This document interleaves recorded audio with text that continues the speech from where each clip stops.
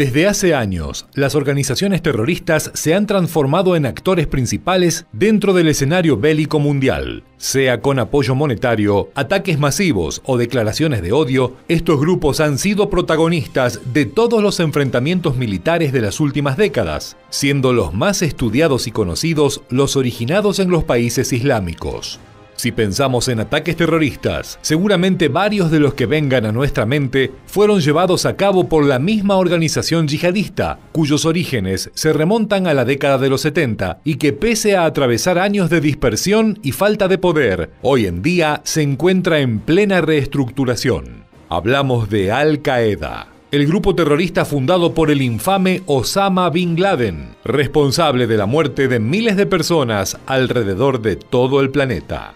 Pero ¿cuál fue el origen de esta organización terrorista que marcó a fuego la historia moderna? Si te interesa conocer la respuesta a esta interrogante, quédate con nosotros y acompáñanos a conocer la historia de Al-Qaeda y cómo se encuentra el grupo en la actualidad a una década de la muerte de su fundador, líder y principal ideólogo. ¿Estás listo? Pues entonces, ¡prepárate para la batalla!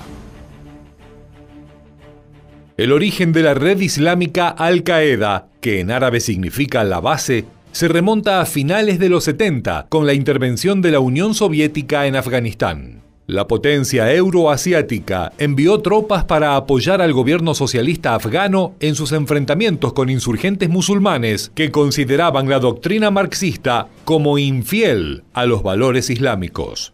Desde Estados Unidos veían la intervención soviética en Afganistán como un paso expansionista en plena Guerra Fría. Por ello, la CIA decidió apoyar solapadamente a los guerreros mujahidín, nombre con el que se conocía a los insurgentes musulmanes. El Estado norteamericano benefició a los mujahidín mediante el servicio de inteligencia pakistaní, brindando un apoyo económico y táctico considerable a los afganos que luchaban contra el gobierno comunista. Entre todos estos guerreros musulmanes estaba el hijo de un millonario magnate de la construcción, un joven llamado Osama Bin Laden. A finales de los 80, la Unión Soviética se retiró de Afganistán, y esto dejó tensiones entre los grupos fundamentalistas musulmanes y los gobiernos de políticas socialistas que florecieron en la región. Los grupos de resistencia mujahidín, que fueron formados con apoyo de Arabia Saudita y la CIA, se mantuvieron firmes y quisieron expandir sus acciones a otros conflictos relacionados al mundo islámico. El nacimiento de Al-Qaeda se concretó finalmente en 1988, con una reunión llevada a cabo entre Bin Laden, líderes de la yihad egipcia, y el catedrático sunita Abdullah Azzam. La figura de Osama Bin Laden hoy en día es sinónimo de terrorismo, pero sus comienzos son poco conocidos. Heredero de una fortuna multimillonaria proveniente de su familia saudita, desde los 70 invirtió su dinero y aportó contactos a su Guerra Santa, primero contra la Unión Soviética y luego contra Estados Unidos. La historia de Al-Qaeda está directamente ligada a la vida de este hombre. Desde 1989, Bin Laden se transformó en el líder absoluto de la organización. Al ser expulsado por el régimen saudita, el cual le quitó la ciudadanía en 1994, Osama se estableció en Sudán, desde donde manejó los hilos de Al-Qaeda por varios años. Esta primera etapa se caracterizó por múltiples ataques llevados a cabo en las zonas adyacentes, principalmente durante la Guerra del Golfo y a continuación la intervención norteamericana en Somalia. Su enemigo número uno era Estados Unidos, país que era visto como el punto más bajo de la cultura occidental y una influencia maliciosa para el mundo islámico. En 1993, la organización terrorista tomó responsabilidad por el derribamiento de 2 helicópteros Black Hawk durante la guerra de Mogadiscio, en Somalia.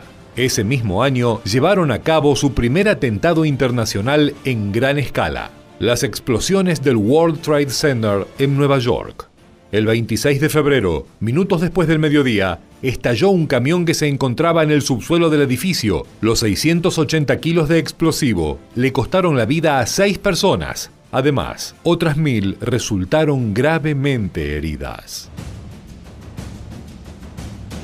En 1996, Bin Laden y su grupo fueron expulsados de Sudán y debieron refugiarse en Afganistán para establecer su base de operaciones. El nombre de Al-Qaeda y su cruzada contra el mundo occidental ya eran conocidos alrededor del mundo, por lo que debían mantener un perfil cada vez más bajo para evitar infiltraciones y asesinatos. Durante su estancia en Afganistán, Osama estuvo bajo protección de los talibanes. Allí, Al-Qaeda brindó entrenamiento a miles de insurgentes musulmanes, tanto en manejo de armas como en tácticas de terrorismo. Esto formaba parte de la política de la organización, que buscaba fomentar el funcionamiento en red con múltiples células internacionales operando de manera semi-independiente. En 1998, el grupo volvió a apuntar contra Estados Unidos. El 7 de agosto fueron destruidas las embajadas norteamericanas en Kenia y Tanzania, ataques que dejaron un saldo de 213 muertos y miles de heridos. Esto colocó a Bin Laden entre los 10 fugitivos más buscados del FBI. Las tensiones entre Al-Qaeda y los Estados Unidos fueron en continuo ascenso. El objetivo era erradicar toda presencia norteamericana en la zona, ya sea en la forma de ocupación militar o de colaboraciones gubernamentales. Por eso Egipto e Israel estaban en la mira de Osama. Durante este periodo, Al-Qaeda orquestó una serie de atentados en Irak con la intención de desestabilizar el gobierno mediante una guerra civil entre grupos chiitas y sunitas. Desde finales de los 90 a principios de los 2000, la organización de Bin Laden asesinó líderes políticos y bombardeó lugares de importancia religiosa con la expectativa de desencadenar un enfrentamiento a gran escala, lo cual fue denunciado por múltiples organismos internacionales. Otro de los ataques más resonantes de la organización fue el atentado a 4 líneas de trenes de Madrid, llevado a cabo en 2004. En la mañana del 11 de marzo, se produjeron 10 explosiones simultáneas en 4 ramales diferentes. El atentado se cobró la vida de 193 personas. Otras 2.057 resultaron gravemente heridas. Al día de la fecha, este es el segundo atentado más grande ocurrido en Europa. Pero al hablar de Al-Qaeda, seguramente lo primero que venga a nuestras mentes sean los ataques perpetrados el 11 de septiembre de 2001, cuando la organización musulmana secuestró 4 aviones y causó la muerte de 2.977 personas en territorio norteamericano. Este brutal ataque dio pie a la intervención de Estados Unidos en Afganistán, titulada Operación Libertad Duradera. La misma fue iniciada en octubre de 2001 y derrocó a los talibanes del poder casi de inmediato, lo que dejó sin protección a los cabecillas de Al-Qaeda. La CIA estableció una recompensa de $25 millones por la cabeza de Osama Bin Laden, quien se transformó en el hombre más buscado y temido del planeta. Osama logró evadir a sus captores durante una década, pero finalmente, el 2 de mayo de 2011, fue asesinado en Pakistán por un grupo reducido de Navy SEALs. Si bien la muerte del líder no significó el fin de Al-Qaeda como organización, sí fue un duro golpe al grupo terrorista, que en esa época se encontraba disperso y con escaso poder de acción. Pero las turbulencias ocasionadas por la primavera árabe beneficiaron fuertemente a la organización yihadista. Hoy en día, la figura principal es Ayman al-Zawahiri, quien sucedió a Bin Laden como líder en 2011. La estructura fragmentaria, basada en células militantes y redes de contactos clandestinos, le han dado a Al-Qaeda una resiliencia notable a los duros golpes recibidos durante los años 2000. En conjunto con ISIS, representan la mayor amenaza a la seguridad internacional, perpetuando esa yihad o guerra santa contra los estados infieles a sus doctrinas. Llegando al final del video, nos interesa conocer tu opinión. ¿Crees que Al-Qaeda volverá a las primeras planas del terrorismo internacional? ¿O será posible eliminar esta amenaza definitivamente?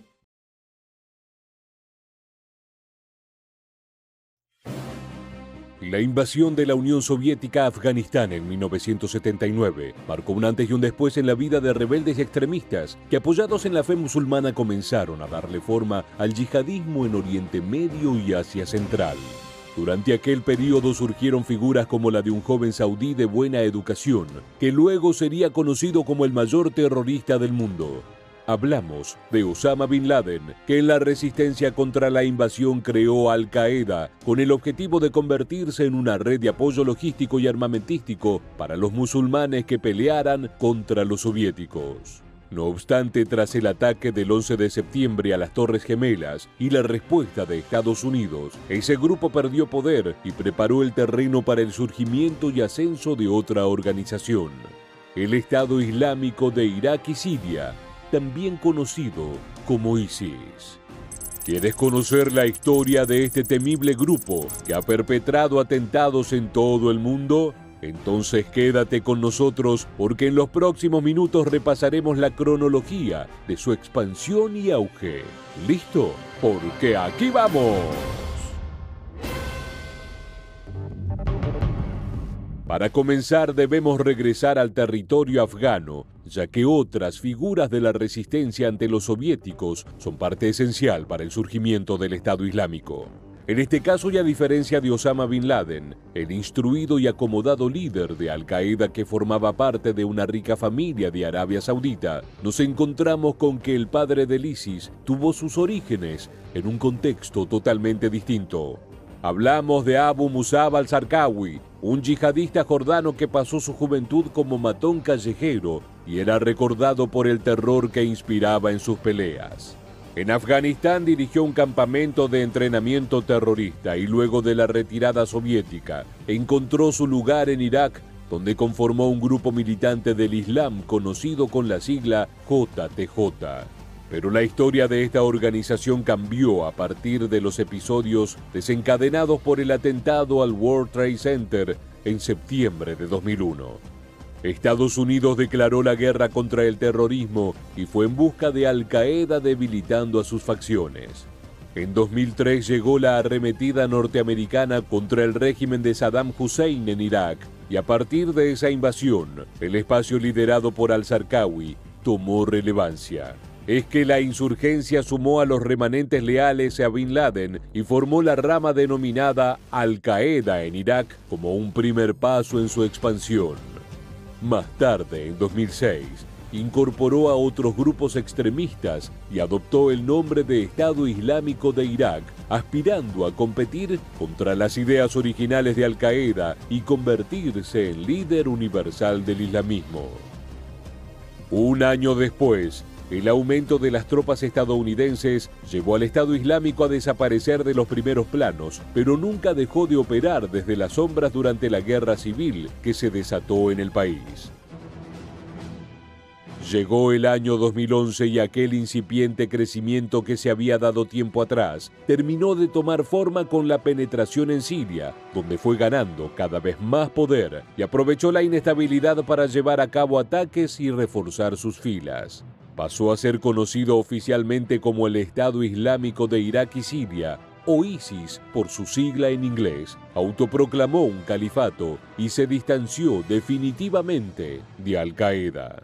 Luego de la muerte de al-Zarqawi durante un bombardeo estadounidense en Irak, la nueva etapa de ascenso para el ISIS se dio bajo el liderazgo de Abu Bakr al-Baghdadi, quien dirigió la ofensiva en las ciudades de Mosul y Tikrit, en territorio iraquí durante 2014. Para el 29 de junio de ese año, el propio al-Baghdadi anunció la formación de un califato que se extendía desde Alepo en Siria hasta Diyala en Irak. En este punto la grieta entre el Estado Islámico y Al Qaeda volvió a crecer.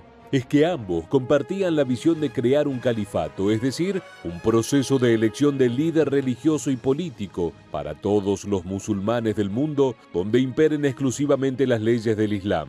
Sin embargo, Al Qaeda aseguraba que la comunidad yihadista y las sociedades musulmanas aún no estaban preparadas y por eso no era su prioridad.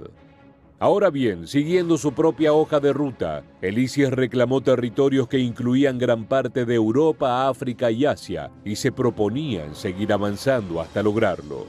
Por esa razón, una coalición liderada por Estados Unidos inició ataques aéreos contra ISIS en Irak el 7 de agosto de 2014 y amplió la campaña a Siria el mes siguiente. El 15 de octubre, Estados Unidos nombró a la campaña Operación Resolución Inherente y durante el siguiente año llevó a cabo más de 8.000 ataques aéreos en ambos países. De todas formas, si bien ISIS sufrió pérdidas claves a lo largo de la frontera de Siria con Turquía, y a fines de 2015 las fuerzas iraquíes habían logrado avances en la recuperación de Ramadi, el escenario en Siria era diferente. El Estado Islámico logró avances cerca de Alepo y aún mantuvo firmemente Raqqa y otros bastiones. Allí comenzó una etapa de ascenso. El ISIS alcanzó su apogeo controlando alrededor de 1/3 de Siria y el 40% de Irak, y además se expandió a una red de afiliados en al menos otros 8 países. Este llamado Estado, a pesar de no ser reconocido por numerosas naciones en el mundo, llegó a tener el control sobre unos 12 millones de personas, haciendo cumplir su interpretación de la ley islámica. Y se estimó que en ese momento tenía un presupuesto anual de más de $1.000 millones, contando además con más de 30.000 soldados. Precisamente sus ramas, simpatizantes y afiliados llevaron a cabo cada vez más ataques y más allá de las fronteras de su califato. En octubre de 2015, la filial de ISIS en Egipto bombardeó un avión ruso y mató a 224 personas.